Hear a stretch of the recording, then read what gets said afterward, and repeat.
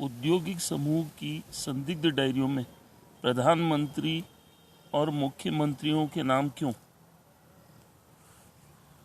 संदिग्ध डायरियों में कमीनों को दिए करोड़ों रुपए किस मद के? औद्योगिक समूह की संदिग्ध डायरियों में कमीनों को करोड़ों रुपए देने के प्रमाण किस मद के हैं? एक्सटॉर्शन, चंदा, भ्रष्टाचार, चढ़ावा या फिर परोसा है? तो क्या संदिग्ध डायरियों में कमीनों को करोड़ों रुपए दिए जाने की राशियां परोसा की मद में है? क्यों देते हैं उद्योगपति संदिग्ध डायरियों में कमीनों को करोड़ों रुपयों की राशियों का परोसा? क्यों देते हैं? अनैतिक लाभों के लिए ही औद्योगिक समूह कमीनों को देता है करोड़ों रुपयों का परोसा। जमीनों के बदले डायरियों में करोड़ों रुपए कमीनों को देने के प्रमाण। क्या 1 रुपए में करोड़ों एवं अरबों की बेशकीमती भूमियां दी जा सकती हैं? किसानों की भूमि अधिग्रहण, जबरन भूमि अधिग्रहण कर औद्योगिक समूह को जमीनें देते हैं ये कमीन। क्या 1 रुपए में करोड़ों एवं अरबों रुपए की बेशकीमती भूमियां दी जा सकती हैं? संदिग्ध डायरियों में 1 रुपए में अरबों की जमीनों के बदले करोड़ों रुपए कमीनों को परोसा देने के प्रमाण है।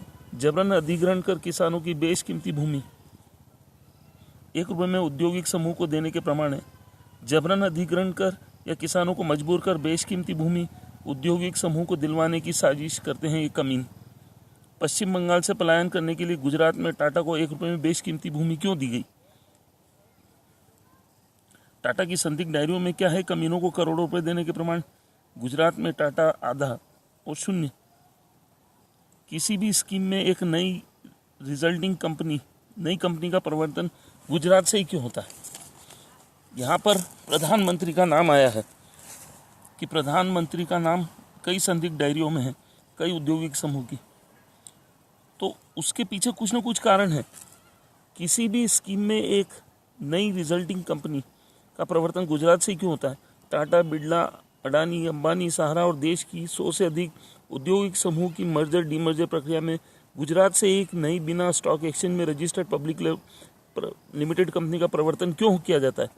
गुजरात की एक नई कंपनी ही क्यों होती है बड़े औद्योगिक समूह द्वारा मर्जर स्कीम की प्रक्रिया में क्यों होता है? देखिए यहाँ पर क्यों आदित्य बिरला समूह पैसा दे रहा है, क्यों देता है? उस आदित्य बिरला समूह की डायरियों में क्यों नाम आता है प्रधानमंत्री और कई राज्यों के मुख्यमंत्रियों का? गुजरात की समृद्धि सीमेंट लिमिटेड कंपनी ने किसको पहुंचाया लाभ?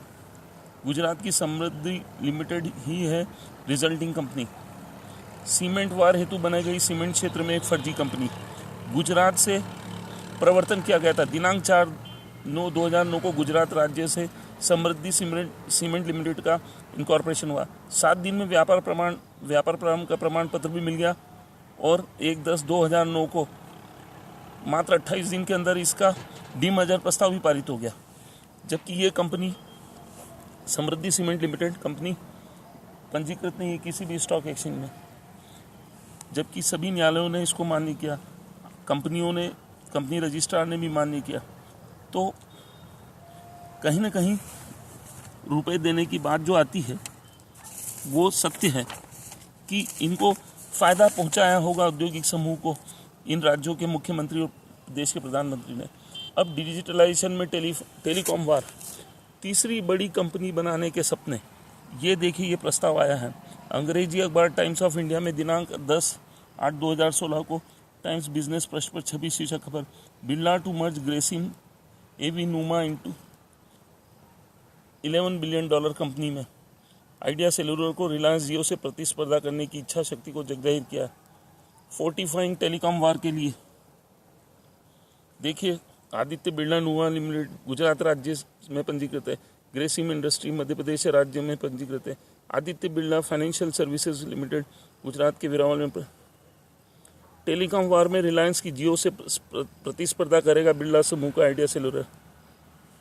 रिलायंस का जियो, भारती का एयरटेल, बिरला का आइडिया सेलुलर, टाटा का डोकोमो और वोडाफोन की धोखाधड़ी से संचालित की गई स्कीमें अब ट्राई के लिए गले की हड्डी बन गई और भारत की डिजिटलाइजेशन पॉलिसी फेल कर रही है। क्या भारत की telecom regulatory authority of India try in कंपनियों की स्कीमों की जांच करेगी और लाइसेंस निरस्त करेगी। रिलायंस, भारती, बिरला, टाटा, वोडाफोन आदि की संदिग्ध डायरियों में भी क्या कमीनों को करोड़ों रुपए दिए जाने के प्रमाण दर्ज हैं? कहीं ना कहीं देखिए, क्यों औद्योगिक समूह प्रधानमंत्री और राज्यों के मुख्यमंत्रियों को पैसा देता है? इसके पीछे किसानों की जो बेशकीमती ज़मीन है वो बिल्कुल कम कीमत पे दी जाती है। अब किसानों के लिए देश का प्रधानमंत्री नोटबंदी के 50 दिन बाद घोषणा करेगा, पहले सब छीन लो और उसके बाद पहले दर्द दे दो, फिर उसके बाद मलहम लगाओ। यह है कमीनों की राजनीति। और कमीन पैसे वसूलते हैं और बाद में पलट जाते हैं। किसानों के नाम पर बेशकीमती ज़मीन जो किसानों की रहती है उनको कम मुआवजा देकर औद्योगिक समूह को बिल्कुल कम मूल्य पे ज़मीन दी जाती है और इसके बदले ये कमीनों को परोसा दिया जाता है। संदिग्ध डायरियों में जो खुलासा होता है वो परोसा के दायरे में होता है।